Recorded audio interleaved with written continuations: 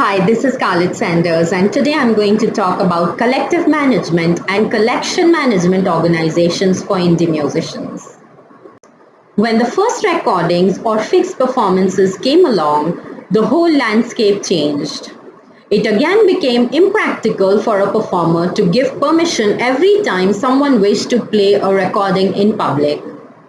So a system had to be devised where an organization would monitor and collect such payments on behalf of the performer and whoever owned the recording. Such collective management organizations are known as neighboring rights collective management organizations, or more accurately, related rights collective management organizations. Authors and performers can still retain the right to authorize or prohibit the use of their work or performances by not signing up to any collective management organizations and only authorizing specific uses on a one-off basis as they come along. Most authors and performers, however, want their works and performances to be used as widely as possible so that they become well known, thus creating the maximum income.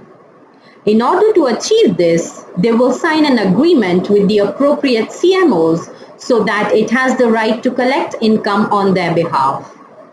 The CMO will deduct an administration fee from such income and pass on the remainder to the author or performer. It is sometimes possible in such collective management agreements to retain a degree of exclusivity for certain uses.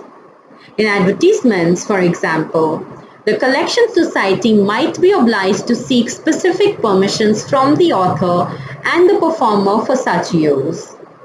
An author or performer may have strong moral views on certain topics. For example, an author or performer may not wish their creations to be used in conjunction with a political party with which they do not agree.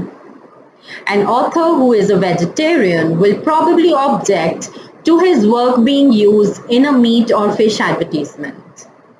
It's quite common for such approvals to be excluded altogether from these agreements, such approvals being in the hands of the publisher or phonogram producer.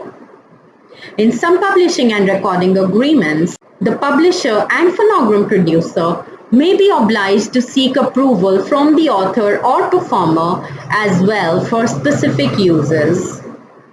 For this reason, it is in the author's or performer's interest to have as much control as possible in regard to the use of their works and performances in publishing or recording agreements, so that no inappropriate uses take place.